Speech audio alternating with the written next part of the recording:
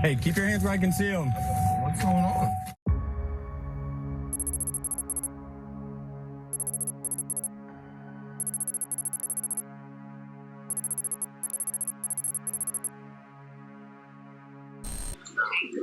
You don't have any warrants. All right, I got nothing to say. Adam, right? Montgomery. Yeah. Do you remember me from the Elliott Hospital from a while back, man? Yeah, I got nothing to say. Right. So, hey, man, the only thing we're trying to figure out is where Harmony is, okay? Okay. So, the concern is that she has a sick, right? Okay. You're not in trouble. Nobody said you're losing your daughter, okay? So I want to make that clear. That's all you know, I have my body tomorrow, just like everybody else is being on the video. So you just need to find out where she is. That's all I'm concerned about. You're not in any trouble right now that I know of. Okay. We have no warrants. Okay. So, where's your daughter so we can check on her to make sure that she's okay? Right now, I have nothing to say to you guys. But that's not what I'm just asking where she is. I have nothing to say. So you don't care if your daughter's okay or not? I do. I listen, I have nothing to say. Is your daughter... If I'm under arrest, you guys can arrest me. Adam Montgomery found himself in police custody facing second-degree assault charges related to Harmony Montgomery on the morning of January 4th, 2022. Manchester police questioned him, and despite the gravity of the situation, Adam remained composed. Responding with a mere, "I got nothing to say," he maintained the same stance when arrested later that day on the same charges. So that's what that's all about. So, second-degree assault charge, what is this referring to? Well, that's what we want to talk to you about. Well, explain to me what, if I'm being charged with it, what I'm being charged with it for. Well, your daughter had some injuries What? that you know about when you lived on Guilford Street. No, I do not. What are you referring to? Well, you were there, I wasn't, right? What are you referring to? I'm referring to her having some good marks. What are you referring to? Marks that were left on her by you. Absolutely not. I have nothing else to say. Unfortunately for him, Adam seems unaware of the distinction between the two situations. When arrested for charges of second-degree assault, and that too of a minor, his silence will work against him compared to a situation when he is just questioned without any charges or warrants. However, before jumping to any conclusions, let's take a closer look at the events that unfolded in the past and led to the situation. Adam Montgomery and Crystal Sorey began their relationship in 2012, setting the stage for a complex family journey. Harmony Montgomery was born on June 7, 2014, to Crystal and Adam. The couple struggled with substance abuse, and Adam was abusive towards Crystal. Due to this, they separated a little while after Harmony's birth. Tragically, Harmony was placed in Massachusetts foster care immediately after birth. Adam soon married another woman named Kayla Montgomery and had 2 sons with her. The situation worsened in August 2019 when Adam's family home in Guilford Street in Manchester was sold at a public foreclosure auction. Yet the family remained in the property until they were evicted around Thanksgiving in November 2019.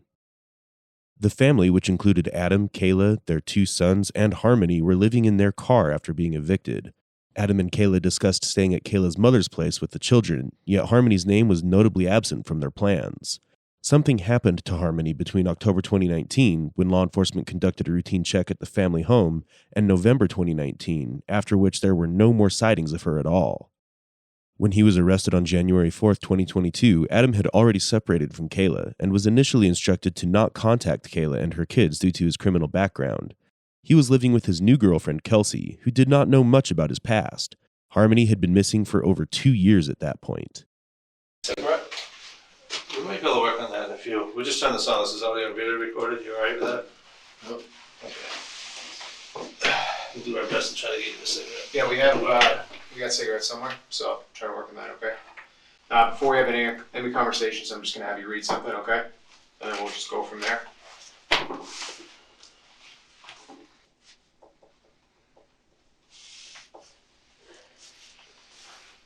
All right, just so you know, because you're under arrest right now, I have to read you this stuff, or you have to read it to me.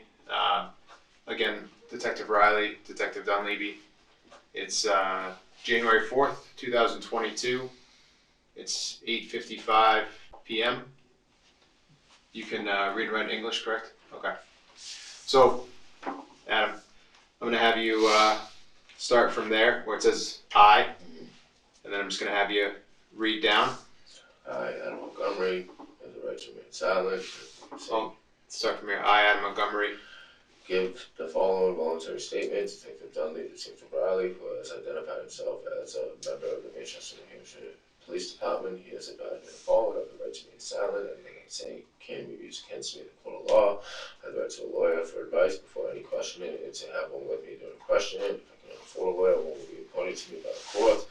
If I decide to answer questions now without my lawyer present, I still have the right to stop answering at any time. Do you understand? Yes. Okay. Do you understand all of these 1 through 5? Yep. Okay. What I'm going to have you do, just initial 1 through 5. That just indicates that you understand what I'm saying, all right? Yep.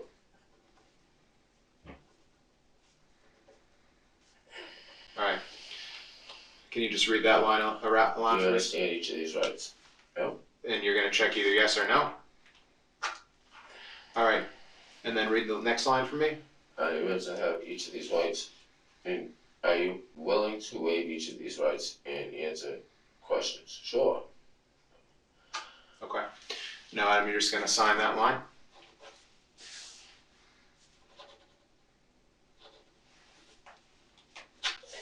All right. Appreciate it. Before we go forward, can we get a cigarette in here? So, there's a sensor in there. So I'll work on getting you a cigarette at some point. I can't promise you one right now, just because the room we're in, and if this starts going off, I don't want to flood the building. You know what I mean? Do you think they're gonna go off? That thing will, the sprinkler. So, but at some point we'll work on getting you. I know we have cigarettes in here. I know where they are. Okay, you hear what I'm saying? Yeah. Do you need a water? I don't need nothing. You good? Okay. Are you okay? No, I'm not okay. Okay. What's not okay? Nothing. What's up? All right. So I'm just gonna ask you some basic questions. You said you can read and write English, correct? Sure. All right. Can you just state your full name for me? Adam Montgomery. And Adam, what's your birthday? 12290. And what address are you using to I'm call? not using any. Okay. What phone number are you using? I don't have one. Okay. What was the highest level of education? GED. Where'd you graduate high school from? I did. I got a GED. No, but I know. But like, where'd you get While I that? was incarcerated. Okay. Right now, are you under the influence of any drugs or alcohol? No. Okay. Do you have any traumatic brain injuries or anything like that? Anything that prohibits you from recalling any memories or anything like that? Not that I know of. All right. In the confined space of the interrogation room, the deliberate positioning of Adam farthest from the door subtly establishes a power dynamic, fostering a sense of containment that may influence the psychological atmosphere. The detectives, displaying a composed and direct approach, reveal a familiarity with Adam's criminal history. This calm demeanor is not just a tactical choice to maintain control, but also an indication of their experience in handling individuals with similar backgrounds. As Adam, a seasoned career criminal, complies with initial formalities, his cooperation reflects a strategic understanding of routine police procedures. This initial willingness may serve to project nonchalance or to selectively engage in the unfolding interrogation. Despite betraying signs of discomfort through his body language, Adam maintains a remarkable level of emotional control, showcasing resilience, possibly honed through years of navigating such situations. His ability to keep his nerves steady suggests a deliberate effort to project confidence and an adeptness at managing the psychological intricacies of the interrogation process. Requesting a cigarette during the interrogation serves as a confirmation of his unwavering composure. So we've met before, right? We met the other day. I know you've had a long time down here. You've kind of been a roller coaster.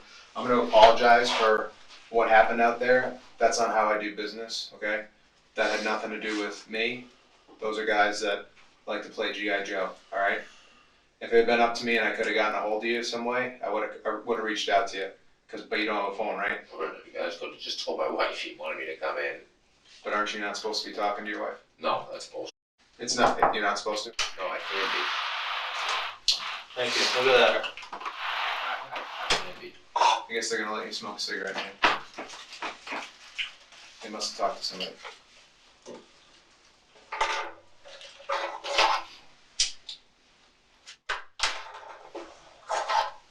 So I don't know why who's saying I can't talk to my wife because that's bullshit.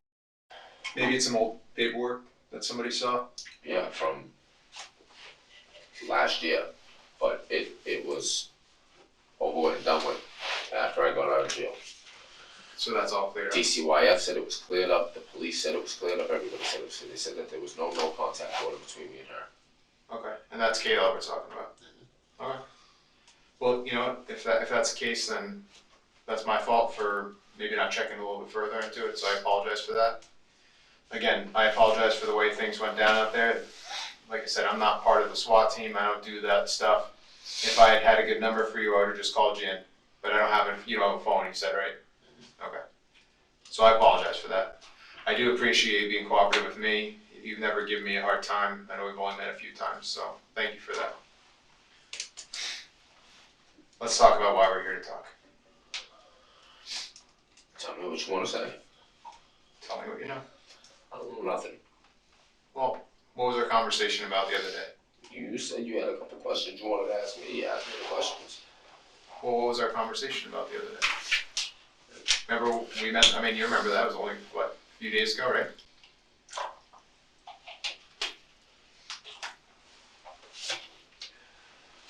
We got a lot of worried people and scared people right now in the community. I know you're worried about the well-being of your daughter, and I kind of want to get ahead of this because I don't want you to be painted as a monster. Well, that's what you guys are already doing. I am? We're not doing that. Oh, yeah. Can you explain that to me? That's what you guys are already trying to do, man. In the interrogation room, the initial apologies from the first detective to Adam serve as a strategic effort to establish a positive rapport. By expressing regret for the perceived rough behavior during Adam's arrest, the detective aims to diffuse any potential tension and create an atmosphere where Adam feels acknowledged and respected. This calculated approach is driven by the detective's awareness of Adam's manipulative nature and the importance of initiating the interrogation on a note that grants Adam a false sense of control. By commending Adam for his willingness to cooperate, the detective subtly reinforces the notion that Adam holds a certain degree of influence in the situation. This approach is designed to make Adam more amenable to sharing information, or perhaps providing a confession. The decision to allow Adam to smoke during the interrogation is another strategic move. Allowing this small comfort can create a more relaxed atmosphere, potentially leading to increased openness from Adam. Keep in mind that Harmony has been missing for 2 years, so finding any clue about where she might be is really most important at this point. Observing Adam's body language after receiving the cigarette reveals a boost in confidence. This change in demeanor suggests that the detective's efforts to establish a comfortable and empowering environment have been effective. Explain to me how I'm trying to make you, or whoever is trying to make you out to be a monster. Who's telling you that stuff? Is there somebody from that I work with that told you that?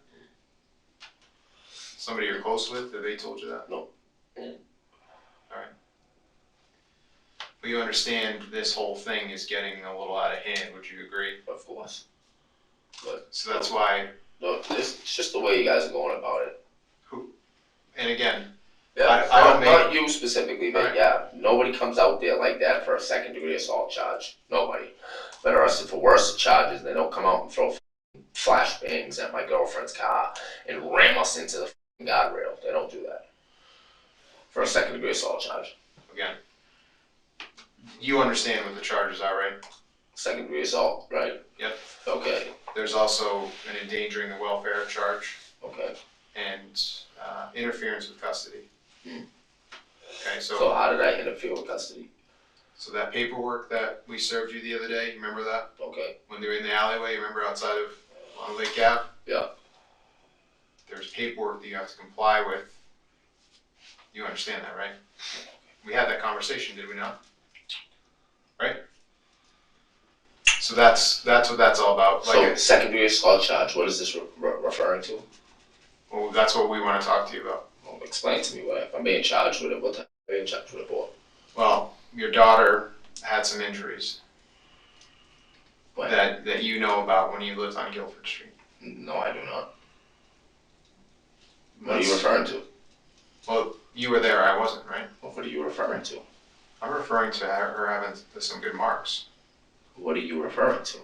Marks that were left on her by you. Absolutely not. I have nothing else to say.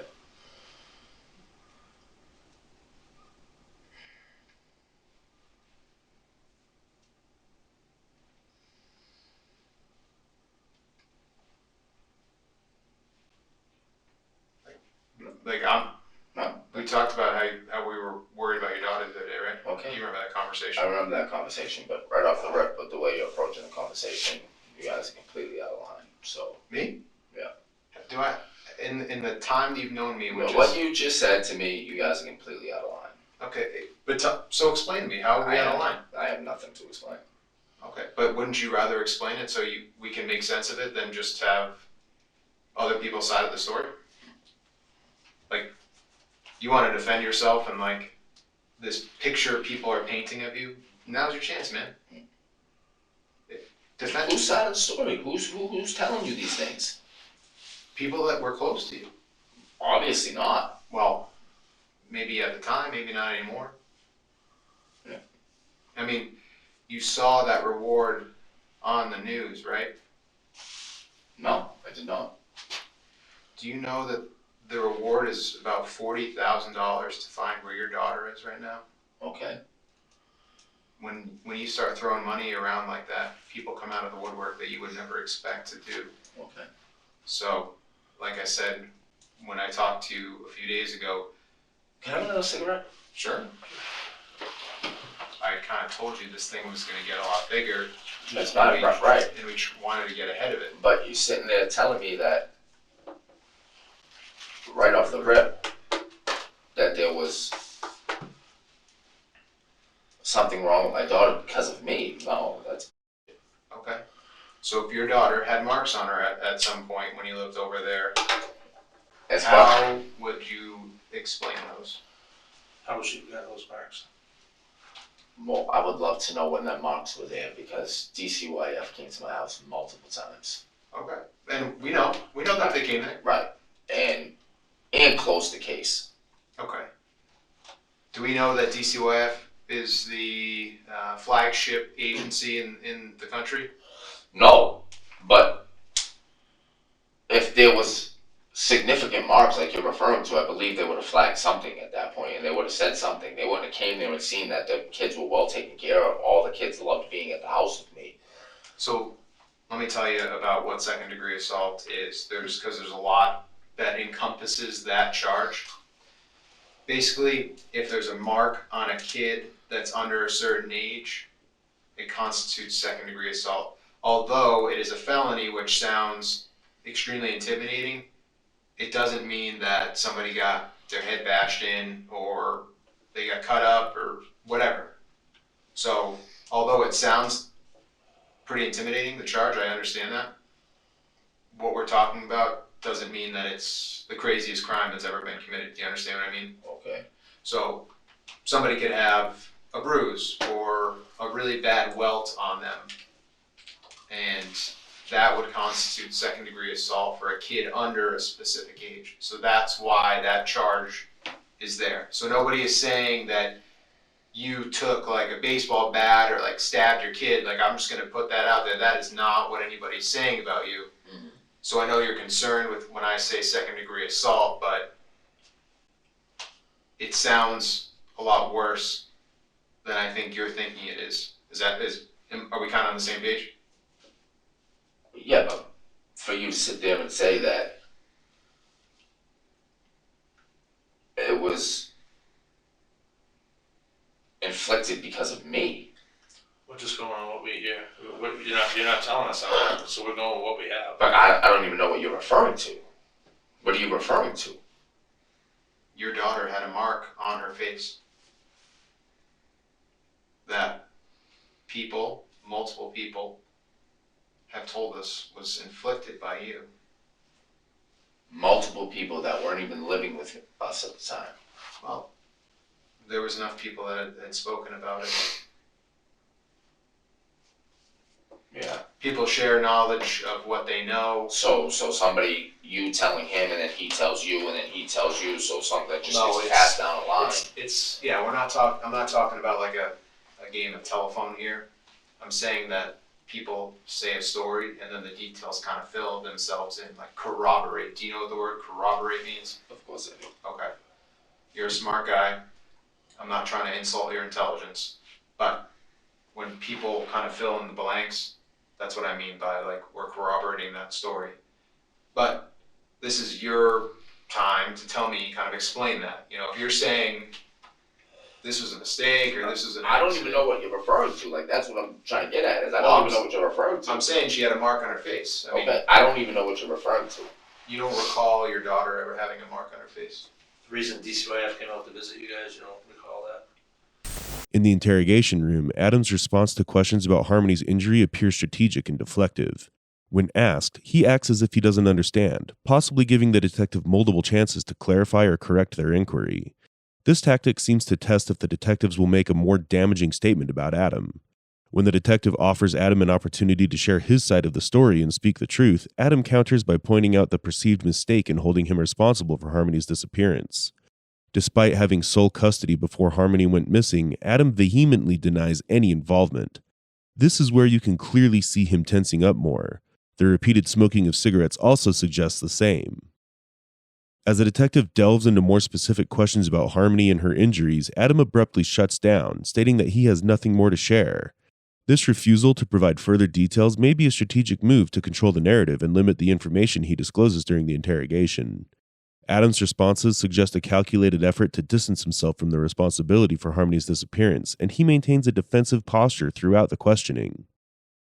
Why did DCYF come out and start visiting you guys? What was the allegation? If I remember correctly, it was because of, I believe at the time, I could be wrong, I believe it had something to do with my uncle saying I was using drugs, and I wasn't. Now, who's your uncle, so we are clear? Kevin Okay. And Kevin's last name? Montgomery. Now, he lived there with you? He lived there with me right around the time when I was first going back to get custody from my daughter. Okay. And then he left in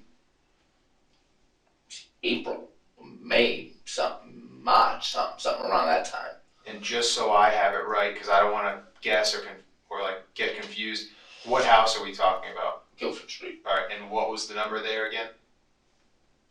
I'm not 100%. Okay. Do you remember what color the house was at least? Beige, maybe. Okay. And whose house was that originally? My grandmother's. All right. And grandma is who? Kevin's mother. Kevin's mother. My dad's mother. Okay. So was it the Montgomery group living over on Guilford Street? Yeah, and they all moved out. My grandmother moved out in like January with my little brother, and they all moved down to Florida, and then Kevin went a couple months later. And so grandma, uncle Kevin, you said little brother, and who's he? My father's son, Michael. So Michael, that's what I meant. Like, what's his first name? Yeah, and his girlfriend. And his girlfriend. And is he still with that same girl now? I have no idea. Oh, so you don't talk to Michael anymore? No. Okay. What was that girl's name at the time? Because maybe she can help us to say that, like, this is... Kayla, I believe. So Michael's girlfriend's name was Kayla at the Yeah. time? And you dated a Kayla at the time? Yeah. So it kind of got confusing in the house if somebody's yelling for Kayla. Yeah. Okay. So, what was Kayla? Kayla you were with at the time was... My wife. Okay, Montgomery. And then Kayla he was with is... I have no idea who she was. Okay, so there was grandma and Kevin, they moved out in when? Grandma moved out in like... I'm just trying to think of people we can talk to. I'm like, trying to figure it out. I'm trying to figure it out to go back. Like I think we moved over. Thank you. I think we moved over there.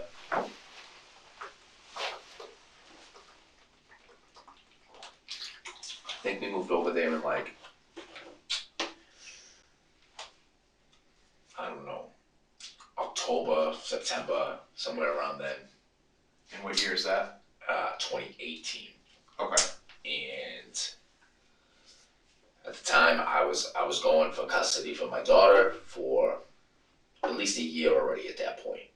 And Crystal was showing no interest of going to get our daughter back. So finally in like, I don't know, December, January, February, something along them lines, courts called me, told me I could come pick her up and bring her home. Brought her home. And then, I don't know, it was was, I think the month before, my grandmother left with my brother and his girlfriend, and then the month after, I want to say, Kevin left. So then who was left living at the house? Me, Kayla, and the kids. In that time period, I don't know which kids were born yet and who was. It was Declan and Seamus, Okay, and then Harmony moved in with us. okay. So what time did DCYF get involved with you guys? Like, were they over there often, or was it just like a certain period of time? Or They were there every single day. The police showed up every single day, saying they why did were they because that's what it was. That's what it was due. That's what it was due to. So Kevin moved out because between me and my wife and Kevin, we were supposed to like pay the bills, keep the heat on, the gas on, whatever. Well, Kevin was supposed to pay the electric bill. He didn't pay the electric bill. Me and my wife, I picked my wife from work and showed up at home. They were shutting the electricity off. So me and Kevin got into an argument about not paying the bill. Yeah. And he took his shit and moved out. And then so the next day, DCY, or 2 days later, something like that, I don't know, DCYF showed up and the police showed up because they said that we were unfit to have the children at the house because there was no electricity in the house. Okay. But we had a generator running, we had the fridge hooked up to it, there was food in the fridge, everything was fine. The police showed up, seen that the kids was fine, there was nothing wrong with them. The DCYF showed up and they left. And was that like summer, fall? Like, when was that? I want to say maybe spring, going into summer, maybe. Oh, okay. So like, you guys hadn't been there for too long then. 6 months or so. Okay. And how did it end up that you guys got kicked out of there? All right, so it was my grandmother's house. Right. They didn't pay the mortgage or whatever. They moved to Florida, so the mortgage payments weren't being paid. And I don't know, right around Thanksgiving sometimes, the sheriffs came and threw us out. And then me, Harmony, and Declan, and Seamus, and Kayla left. And where the heck did you guys go from there? We were in our car Oh, so you lived in your car at that time? for a couple of days. Okay. And then Did you have like a van or something like that back then at least? What were you driving back then? Chrysler of some kind, I forget. Oh, so it was just like a A sedan? car sedan, yeah. Okay, so you're living in the car, so you, Kayla, and the 3 kids were living in the car for a few days, and then how'd you get up out of that situation? Like, who took you in, or where'd you guys end up? We ended up going to our mom's house, Kayla's mom's house. Okay, and what's her name? Chris. Chris, how's she? Well, I mean, she must be okay if she's willing to take you guys in. Yeah, alright, they're like, alright, I, you know what, man, like, I don't even want to talk anymore. Like, this is just beating around the bush, man. It just seems a little too silly to me. In detailing the sequence of events, Adam appears forthcoming and sincere in his responses. However, there are signs that suggest a lack of complete honesty, such as his closed posture, low-pitched voice, and consistent avoidance of eye contact. Notably, Adam's uncle had reported Harmony's black eye, and it extended beyond the general notion of the couples being unfit parents. It explicitly highlighted injuries inflicted on Harmony. Further, when Adam acknowledges seeking assistance from Kayla's mother for rehabilitation, a crucial detail emerges. Due to space constraints, the couple had to relocate to a shelter during this period. It's within this transitional phase that Harmony mysteriously disappeared. This raises critical questions about the specifics Adam might be omitting or downplaying to present a narrative that emphasizes his innocence. What exactly is Adam strategically leaving out of his responses to convince the detective of his innocence? Well, I'm trying to figure out who can substantiate your claims that there's, like, you're not this, like, monster of a person that either DCYF made you out to be, or your family who you didn't get along with, or whoever.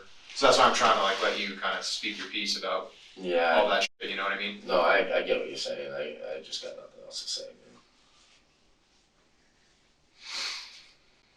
man. And like, no, yeah. And like, I just don't want to sit there and like, can I smoke another butt? Sure. I'll be honest, I don't smoke cigarettes. I'm a little lightheaded myself. I don't like that. I just know I smoke butts for a minute. That's all good. But yeah, no. But to sit there, man, and sit there and tell me you yourself too, like, this is why I feel like it's just all bullshit. This is just a game. I know it is. I'm not stupid. I'm just trying to give you the opportunity to explain yourself. You're sitting here telling me not to make me out to look like some monster. Well, but no, you told my girlfriend the other day that she should get the away from me, that you don't even know who I am and what my past is like and all types of crazy shit like. But sit there and look me in my face. Adam, I think you're talking about Kelsey? Yeah. Okay. I think Kelsey might be exaggerating a little bit. Right. I don't know her to exaggerate like that. It wasn't us talking to Kelsey either. Oh, there was other people talking to her, just so you know. She told me, she gave me your card and said this was the guy that said it. Okay. Well, I'm telling you that I didn't say that. But if you want to believe it, that's fine. I mean, she never had no reason to lie to me, so I don't know what she would lie about at that point. She also told me she had no idea that you had a daughter, so I guess we could say the same thing about you telling her that. Right, well. Right? She knew I had a daughter. I mean, I have one with Kayla, so she knew I had a daughter. She didn't know about Harmony. She knew I had other kids. She told me she had no idea that you ever like lived with her and that you like barely knew her. I don't know if she was lying to me because or whatever. I have no idea. I don't know her. I know you better than her, so that's what I'm saying.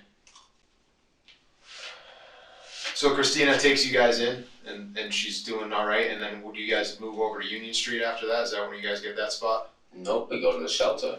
And that's the one on. Like, yeah. Okay. Who's we? Who went to the shelter? They allowed you to go as a family to the shelter? See, I thought they didn't let guys there for some reason. They always let guys there. They didn't let me there this time for no reason. Their reason was bullshit, because I would have been there with Kayla again. So back then they let you in there. Yeah. And it was all of you guys, like it was the five of you. They let you guys stay there. No. All right, so yeah, you guys are just. I'm trying to understand. I don't know your timeline of life, man. You're there. I'm not. That's why I'm trying to ask you these questions to clarify them. I already told you the other day what transpired. So we didn't even go to her mother's house. Okay. Who didn't go to her mother's Harmony house? was all. Okay, so Harmony didn't go to Chris's house. So explain to me how she didn't end up going to Chris's house. I've already explained this to you. Okay. Upon realizing that the detective has conducted a thorough background check and has already spoken to his current girlfriend, Kelsey, Adam becomes visibly uneasy and attempts to readjust his narrative. Initially, asserting that Kelsey was aware of Harmony being his daughter, Adam backtracks when pressed for more details. He eventually discloses that he, along with his 3 children and Kayla, did not actually stay at Kayla's mother's house, but resided in a shelter. Notably, when questioned about Harmony's presence in the shelter, he noticeably sidesteps the topic. This pattern suggests a potential shortage of credible alibis on Adam's part. His increasing self-awareness during the interrogation indicates a growing concern that the detective is actively probing for information, possibly laying the groundwork to charge him with lying, given their meticulous background investigation. Well, there's some discrepancies between what you're telling us and what other people are telling us. You're saying you brought her down to Mass, and somebody said she came up from Mass. I never once said I brought her down to Mass. What did you say? She came up here to get her? I never once said. I was audio and video recorded the other day. I never once said I went down to Mass. So you're saying that she came up from Mass? I'm not saying anything else. Why is it that you refuse to talk about her every time we bring her up? Because you guys are just sitting here beating a bush. It's over and over. You guys asked me what happened the other day. I told you what happened. You wouldn't tell us the other day. You guys talked to me the other day. I explained to him what happened the other day, and now it was just a charade. Yep. No, don't worry about it. You're not under arrest, and now come up with some fucking bullshit. didn't arrest you. No, the other day, no, but then you you were free had a to go. fucking SWAT team roll up on me and the D-techs follow me around for the last 3 days. Yeah, people are coming out of the woodwork. That's what we're trying to tell you. Like, we don't want you to be painted as a monster. We want you to maybe explain yourself a little bit and give us some side of your story. We have nothing. We have just what we're hearing from people. $40,000 can drag a lot of people out, whether you believe you're your friends or not. No, I bet It's it a lot will. of money, man. Yeah, I know it is. So, Absolutely it is. That's what we're trying to get. Now's your time. Like, you keep locking up on us. You don't want to tell us anything about her. I got nothing else to say. I think you care, About all my kids. right? But the one I care the most about is your daughter, Harmony. And we have people around the clock calling into us, giving us tips from all over the country because they care too to try to find where she is. My only goal, which I told you the other day, is to make sure that she's safe. I don't want you to get tied into something if you didn't do anything wrong. My job is not to jam somebody up for something that they didn't do wrong. And if you can tell me that you didn't do anything wrong, then I want to believe you because, dude, I've met you now a few times. I helped you out when you were at the hospital when you were having a meltdown. You told me about your kids. I sat there and I talked to you. Dude, I could have tased you right there, and I didn't do that because I saw deep down inside that you were hurting and that I wanted to help you. Right now, all I'm trying to do is help your daughter. I want to bring her home, and I can't do that without your help. Two significant points emerge at this juncture in the interrogation. In the span of just 25 minutes, Adam consumes 3 cigarettes, a behavior often associated with individuals facing intense stress. While it's known that he has a history of substance abuse, the severity of how it affects him becomes evident in this chain-smoking episode. The 3 consecutive cigarettes signal a heightened level of distress. Moreover, the detectives initially attempt to leverage fear of potential consequences as a tool to prompt Adam to divulge information. However, they swiftly recognize that Adam is not easily intimidated by this system. Subsequently, they shift their approach and opt for sympathy, aiming to establish a more personal connection. The detectives focus on appealing to Adam's emotions, particularly emphasizing Harmony's well-being in an effort to elicit a more open and cooperative response. Dude, I can't do that without your help. Help? Hey, can you look at me? Help me, please. That's all I'm asking for. I can't sleep until I know that she's okay. And I know that you know where she is or what happened to her, but I can't do it without your help. And if you don't want to look like this animal, because I don't think you are. Not that I don't think you are, I know you aren't. But I can only do so much for you, man. I know. I'm begging you to help me. Because as much as you're hurting inside, I'm also hurting inside. And I don't know how you can sleep at night because I'm sure it's eating the shit out of you. Am I wrong? No, see, me and Pods. I know I'm not seeing my wife, I'm not seeing my kids. You guys are Right. just playing games like this. Is just Dude, but I'm not trying. We're not trying to play games against Good. Like, telling my wife and kids that I'm not allowed to see my wife and kids. Like, but dude, that was a mistake from some court paperwork that hadn't been updated. So like I said, I apologize for but that. it was updated. DCYF told them. No. This was some like DV paperwork I'm talking about. But I'm talking about DCYF already told us multiple times that there was no contact order.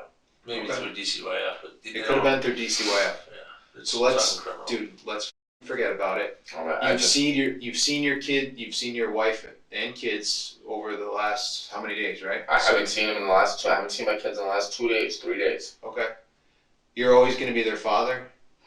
Declan, Seamus, and then Sierra, right? Kiera. And then there's Harmony. I got nothing else to say. That's it.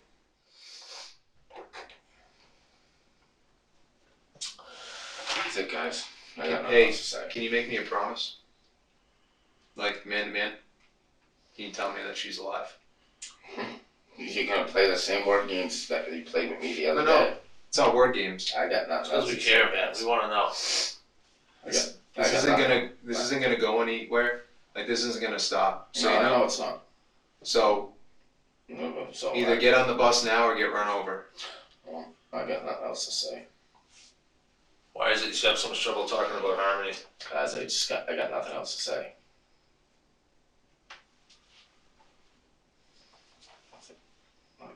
I want a lawyer with me.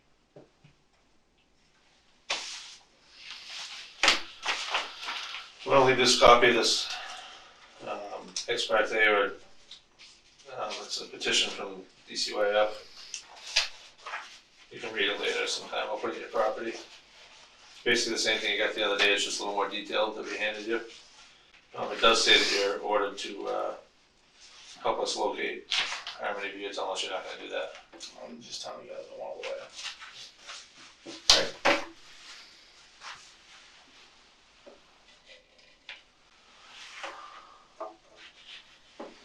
It is 9:25. In a final effort, the detective endeavors to delve into Adam's feelings regarding his children. Adam's consistent silence and deflecting every time that Harmony's name is mentioned provides the detectives with the crucial insight they were seeking. In typical situations where suspects are being questioned in relation to a potential murder, maintaining silence can be a strategic move to avoid disclosing incriminating information. However, Adam's silence doesn't work to his advantage. In this case, it backfires, as the victim in question is none other than his own daughter, who was under his custody when she went missing. Consequently, suspicion surrounding Harmony's disappearance and potential harm now squarely centers on Adam. On August 7, 2023, Adam Montgomery was sentenced to 15 to 30 years for armed career criminal charges and an additional 7.5 to 15 years for theft unrelated to his daughter's disappearance.